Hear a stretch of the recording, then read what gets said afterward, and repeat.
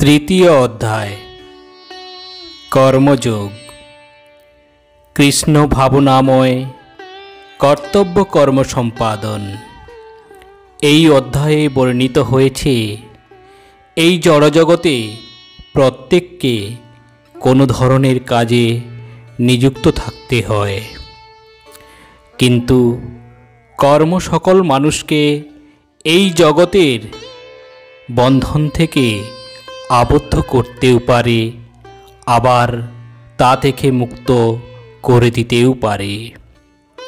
স্বার্থ চিন্তা ব্যতি রেখে পরমেশ্বরের সন্তুষ্টি বিধানের উদ্দেশ্যে কাজের মাধ্যমে মানুষ তার কাজের প্রতিক্রিয়া জনিত কর্মফলের বিধিনিয়ম থেকে মুক্তি পেতে পারে এবং আত্মতত্ত্ব ও পরম তত্ত্বের আত্মজ্ঞান অর্জন করতে সক্ষম হয়।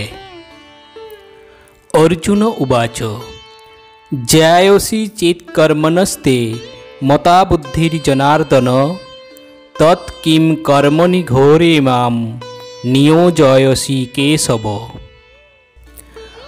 অর্জুন বললেন, হে জনার্দন, হে কেশব, যদি তোমার মতে কর্ম অপেক্ষা ভক্তি বিষয়িনী বুদ্ধি শ্রেয়তর হয়, তাহলে এই ভয়ানক যুদ্ধে নিযুক্ত হওয়ার জন্য কেন আমাকে প্ররোচিত করছো? ব্যামি শ্রেণেব বাক্যেন বুদ্ধিম মোহয়সি বমে তদেকম বদ নিশ্চিত্য येन শ্রেয় হোমাপ্নুয়াম। তুমি যেন দ্ব্যর্থবোধক বাক্যের দ্বারা আমার বুদ্ধি বিভ্রান্ত করছো, তাই দয়া করে আমাকে নিশ্চিতভাবে বলো কোনটি আমার পক্ষে শ্রেয়স্কর। শ্রী ভগবান উবাচ লোকে হস্মিন দ্বিবিধা নিষ্ঠা পুরা পুক্তা ময়া নঘ জ্ঞান যোগেন সাংখ্যানাম কর্মযোগেন যোগিনাম। পরমেশ্বর ভগবান বললেন, হে নিষ্পাপ অর্জুন, আমি ইতিপূর্বে ব্যাখ্যা করেছি যে দুই প্রকার মানুষ আত্ম উপলব্ধি করতে চেষ্টা করে। কিছু লোক দার্শনিক জ্ঞানের আলোচনার মাধ্যমে নিজেকে জানতে চান এবং অন্যেরা আবার তা ভক্তির মাধ্যমে জানতে চান। ন কর্মণাম অনারম্ভান নাইষ্কর্মম পুরুষস্নতে নচৎ সন্ন্যাসনাৎ এব সিদ্ধম সমাধি গচ্ছতি। কেবল কর্মের অনুষ্ঠান না করার মাধ্যমে কর্মফল থেকে মুক্ত হওয়া যায় না, আবার কর্মত্যাগের মাধ্যমেও সিদ্ধি লাভ করা যায় না। ন হি কশ্চিৎ ক্ষণম অপি জাতু তিষ্ঠত কর্মকৃত কার্যত হিবস কর্ম সর্ব প্রকৃতির জয়ুর গুণই। সকলেই মায়াজাত গুণসমূহের দ্বারা প্রভাবিত হয়ে অসহায়ভাবে কর্ম করতে বাধ্য হয়, তাই কর্ম না করে কেউ ক্ষণকালও থাকতে পারে না। কর্মেন্দ্রিয়াণি সংযম্য ইয় আস্তে মনসা স্মরণ ইন্দ্রিয়ার্থান বিমূঢ়াত্মা মিথ্যাচার সহচতে। যে মূঢ় ব্যক্তি পঞ্চকর্মেন্দ্রিয় সংযত করেও মনে মনে শব্দরস আদি ইন্দ্রিয় বিষয়গুলি স্মরণ করে, সেই মূঢ় অবশ্যই নিজেকে বিভ্রান্ত করে এবং তাকে মিথ্যাচারী ভণ্ড বলা হয়ে থাকে। ইয়স্তিন্দ্রিয়াণি মনসা নিয়ম্যারভতে অর্জুন কর্মেন্দ্রিয়ে কর্মযোগম আসক্ত সবিশ্যতে। কিন্তু যিনি মনের দ্বারা ইন্দ্রিয়গুলিকে সংযত করে অনাসক্তভাবে কর্মযোগের অনুষ্ঠান করেন, তিনি পূর্বোক্ত মিথ্যাচারী অপেক্ষা অনেক গুণে শ্রেষ্ঠ। নিয়তম কুরু কর্মত্বম কর্মজ্যায় হ্যকর্মণ্য শরীর যাত্রাপি চতে ন প্রসিদ্ধিয়ে অকর্মণ। তুমি শাস্ত্রোক্ত কর্মের অনুষ্ঠান করো, কেননা কর্মত্যাগ থেকে কর্মের অনুষ্ঠান শ্রেয়। কর্ম না করে কেউ দেহযাত্রাও নির্বাহ করতে পারে না। ইয়াজ্ঞার্থাৎ কর্মণ্যেত্র লোকো অয়ম কর্মবন্ধন তদর্থম কর্ম কৌন্তেয় মুক্ত সঙ্গ সমাচর। বিষ্ণুর প্রীতি সম্পাদন করার জন্য কর্ম করা উচিত, তা না হলে কর্মই এই জড়জগতে বন্ধনের কারণ। তাই হে কৌন্তেয়, ভগবানের সন্তুষ্টি বিধানের জন্যই কেবল তুমি তোমার কর্তব্য কর্ম অনুষ্ঠান করো, এবং এভাবেই তুমি সর্বদাই বন্ধন থেকে মুক্ত থাকতে পারবে। সহয়জ্ঞা প্রজা সৃষ্টা পুর উবাচ প্রজাপতি অনেন প্রসিদ্ধ সিদ্ধম এষ বোহ তৃষ্ট কামধুক। সৃষ্টির প্রারম্ভে সৃষ্টিকর্তা যজ্ঞাদিসহ প্রজা সকল সৃষ্টি করে বলেছিলেন, এই যজ্ঞের দ্বারা তোমরা উত্তরোত্তর সমৃদ্ধি হও। এই যজ্ঞ তোমাদের সমস্ত অভীষ্ট পূর্ণ করবে। দেবান ভাবতানেন তে দেবা ভাবয়ন্তু বা পরস্পরম ভাবয়ন্ত শ্রেয় পরম অবাপ্স্যথ।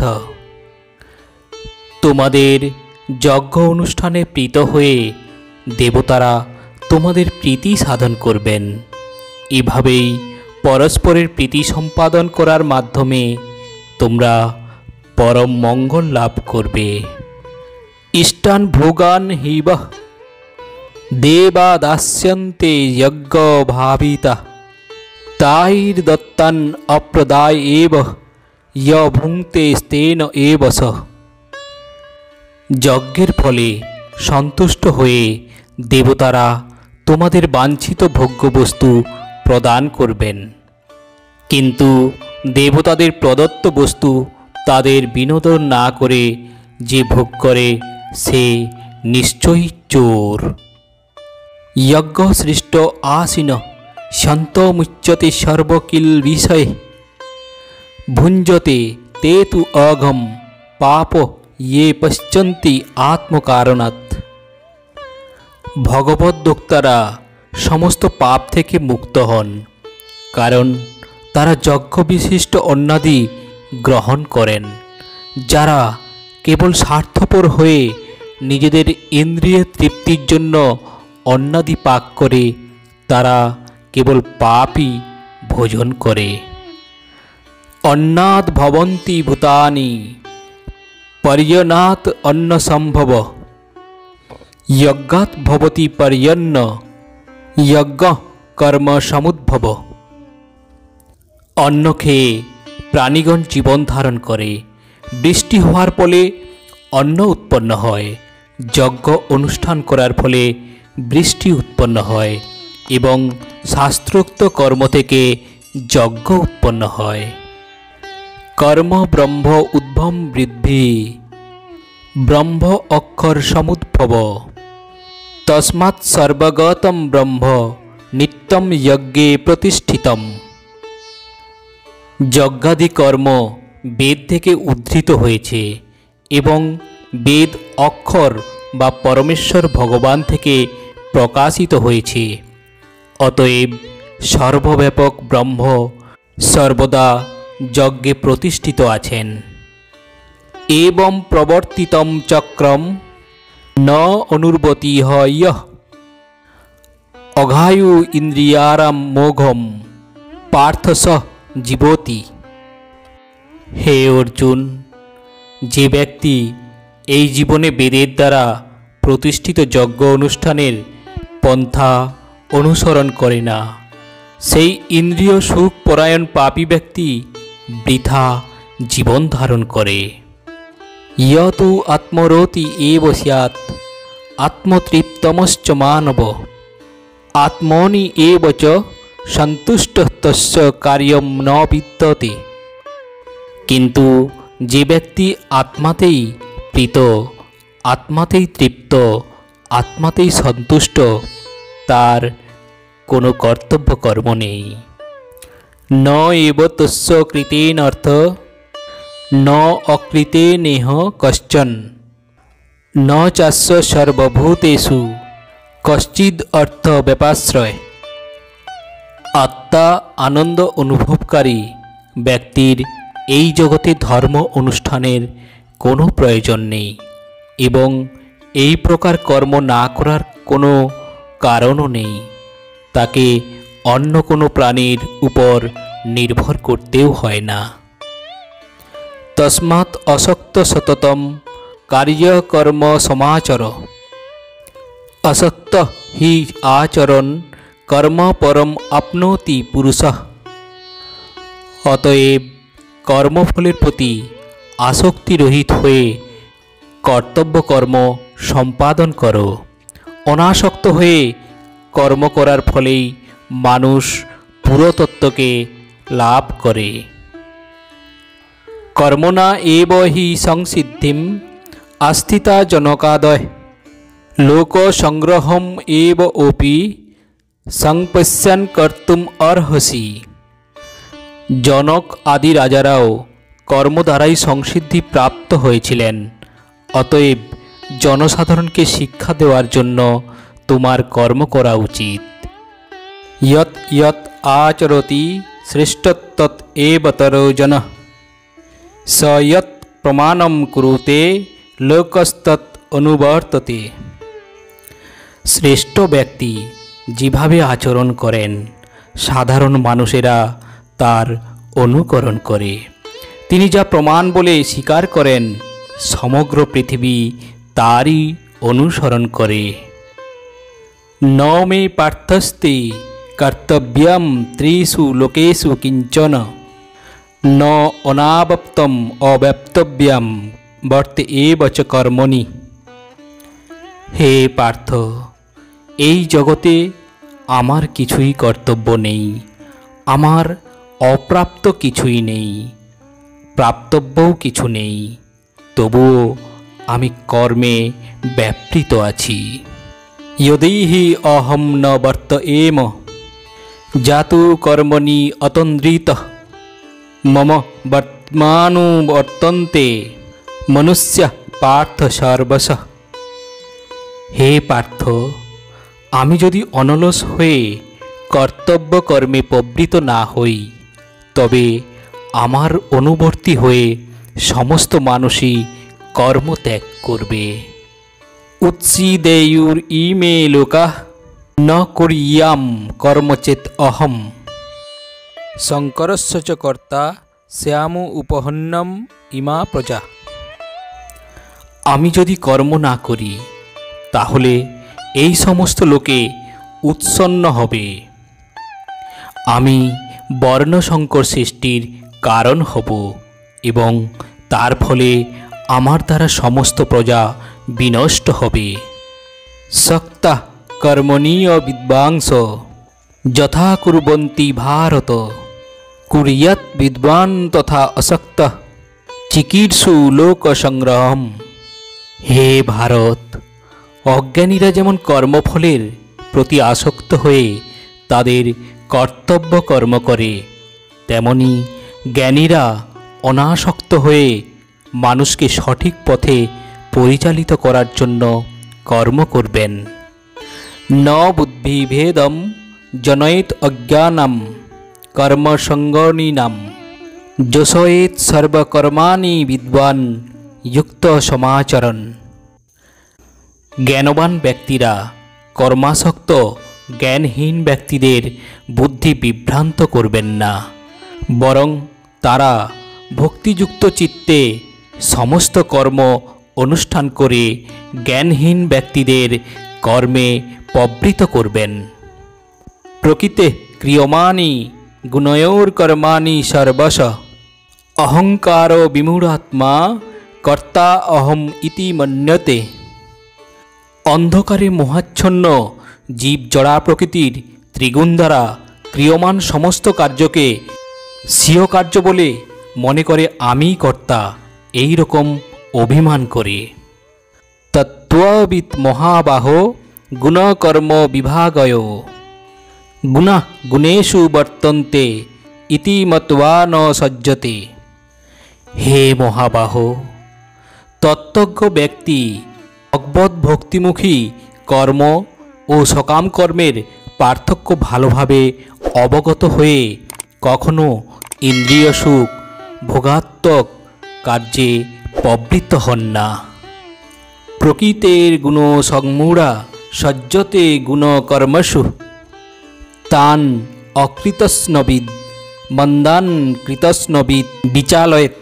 জড়া প্রকৃতির গুণের দ্বারা মোহাচ্ছন্ন হয়ে অজ্ঞান ব্যক্তিরা জাগতিক কার্যকলাপে প্রবৃত্ত হয়, কিন্তু তাদের কর্ম নিকৃষ্ট হলেও তত্ত্বজ্ঞানী পুরুষেরা সেই মন্দবুদ্ধি অল্পজ্ঞ ব্যক্তিগণকে বিচলিত করেন না। ময়ি সর্বাণি কর্মাণি সন্ন্যাস্য অধ্যাত্মচেতসা নিরাসি নির্মম ভূত্বা যুদ্ধস্ব বিগতজ্জর। অতএব হে অর্জুন, আধ্যাত্ম চেতনা সম্পন্ন হয়ে তোমার সমস্ত কর্ম আমাকে সমর্পণ করো এবং মততাগুণ্য নিষ্কাম ও লোকশূন্য হয়ে তুমি যুদ্ধ করো। ইয়ে মে মতম ইদম নিত্যম অনুতিষ্ঠন্তি মানবাঃ শ্রদ্ধাবন্ত অনসুয়ন্ত মুচ্যন্তে তে অপি কর্মভিঃ। আমার নির্দেশ অনুসারে যে সমস্ত মানুষ তাদের কর্তব্য কর্ম অনুষ্ঠান করেন এবং যারা শ্রদ্ধাবান ও মাৎসর্য রহিত হয়ে এই উপদেশ অনুসরণ করেন, তারাও কর্মবন্ধন থেকে মুক্ত হন। ইয়ে তু এতৎ অভ্যস্যন্তঃ ন অনুতিষ্ঠন্তি মে মতমঃ সর্বজ্ঞান বিমূঢ়ান্তান বিদ্ধি নষ্টান অচেতসঃ। কিন্তু যারা অসূয়াপূর্বক আমার এই উপদেশ পালন করে না, তাদেরকে সমস্ত জ্ঞান থেকে বঞ্চিত, বিমূঢ় এবং পরমার্থ লাভের সকল প্রকার চেষ্টা থেকে ভ্রষ্ট বলে জানবে। তদৃশ্যম চেষ্টতে স্বস্যাঃ প্রকৃতের জ্ঞানবান অপি প্রকৃতম ইয়ান্তি ভূতানি গ্রহ কিম করিষ্যাতি। জ্ঞানবান ব্যক্তিও তার স্বভাব অনুসারে কার্য করেন, কারণ প্রত্যেকেই ত্রিগুণজাত তার স্বীয় স্বভাবকে অনুগমন করেন। সুতরাং নিগ্রহ করে কি লাভ হবে? ইন্দ্রিয়স্য ইন্দ্রিয়স্যার্থে রাগদ্বেষ ব্যবস্থিত তয় নবসম অগচ্ছেত তৌ হি অস্য পরিপন্থীনো। সমস্ত জীবই ইন্দ্রিয় গ্রাহ্য বস্তুতে আসক্তি অথবা বিরক্তি অনুভব করে, কিন্তু এইভাবে ইন্দ্রিয় ও ইন্দ্রিয়ের বিষয়ের বশীভূত হওয়া উচিত নয়, কারণ তা পারমার্থিক প্রগতির পথে প্রতিবন্ধক। শ্রেয়ান স্বধর্ম বিগুণ পরধর্মাৎসু অনুষ্ঠিতাৎ স্বধর্মে নিধনম শ্রেয় পরধর্ম ভয়াবহ। স্বধর্মের অনুষ্ঠান দোষযুক্ত হলেও উত্তমরূপে অনুষ্ঠিত পরধর্ম থেকে উৎকৃষ্ট। স্বধর্ম সাধনে যদি মৃত্যু হয় তাও মঙ্গলজনক, কিন্তু অন্যের ধর্মর অনুষ্ঠান করা বিপজ্জনক। অর্জুন উবাচ অথ কেন প্রযুক্ত অয়ম পাপম চরতি পুরুষ অনিচ্ছনপি বার্ষ্ণেয় বলাৎ ইব নিয়োজিত। অর্জুন বললেন, হে বার্ষ্ণেয়, মানুষ কার দ্বারা চালিত হয়ে অনিচ্ছা সত্ত্বেও যেন বলপূর্বক নিয়োজিত হয়েই পাপচরণে প্রবৃত্ত হয়? শ্রী ভগবান উবাচ কাম এষ ক্রোধ এষ রজোগুণ সমুদ্ভব মহাসন মহাপাপম্মা বিদ্ভে নম ইহ বৈরিনম। পরমেশ্বর ভগবান বললেন, হে অর্জুন, রজগুণ থেকে সমুদ্ভব কামই মানুষকে এই পাপে প্রবৃত্ত করে এবং এই কামই ক্রোধে পরিণত হয়। কাম সর্বগ্রাসী ও পাপাত্মক। কামকেই জীবের প্রধান শত্রু বলে জানবে। ধূমে ন ব্রিয়তে বহ্নির যথাদর্শ মলেন চ যথা উল্বেনাবৃত গর্ভস্ততা এন ইদম আবৃতম। অগ্নি যেমন ধূম দ্বারা আবৃত থাকে, দর্পণ যেমন ময়লার দ্বারা আবৃত থাকে, অথবা গর্ভ যেমন জরায়ুর দ্বারা আবৃত থাকে, তেমনি জীবাত্মা বিভিন্ন মাত্রায় এই কামের দ্বারা আবৃত থাকে। আবৃতম জ্ঞানম এতেম জ্ঞানীন নিত্য বৈরিনা কাম রূপেণ কৌন্তেয় দুষ্পুরেণা নলেন চ। কামরূপী চির শত্রুর দ্বারা জীবের শুদ্ধ চেতনা আবৃত হয়। এই কাম দুর্বাচারিত অগ্নির মতো চির অতৃপ্ত। তস্মাৎ ত্বম ইন্দ্রিয়াণি আদৌ নিয়ম্য ভারত ঋষভ পাপমানম প্রজহি ইয়েন্নম জ্ঞান বিজ্ঞানম নাশনম। অতএব হে ভারত শ্রেষ্ঠ, তুমি প্রথমে ইন্দ্রিয়গুলিকে নিয়ন্ত্রণ করে জ্ঞান ও বিজ্ঞাননাশক পাপের প্রতীকরূপে এই কামকে বিনাশ করো। ইন্দ্রিয়াণি পুরাণি আহো ইন্দ্রিয়েভ্য পরম মনঃ মনসস্তু পরা বুদ্ধিয় বুদ্ধে পরতস্তু সহ। স্থূল জড় পদার্থ থেকে ইন্দ্রিয়গুলি শ্রেয়, ইন্দ্রিয়গুলি থেকে মন শ্রেয়, মন থেকে বুদ্ধি শ্রেয়, আর তিনি আত্মা এই বুদ্ধি থেকেই শ্রেয়। এবং বুদ্ধে পরম বুদ্ধ্যা সংস্তভ্য আত্মানাম যো হি শত্রুম মহাবাহো কামরূপম দুরাসদম। হে মহাবীর অর্জুন, নিজেকে জড় ইন্দ্রিয় মন ও বুদ্ধির অতীত জেনে নিশ্চয়াত্মিকা বুদ্ধির দ্বারা মনকে স্থির করো এবং এইভাবে চিৎ শক্তির দ্বারা কামরূপ দুর্জয় শত্রুকে জয় করো।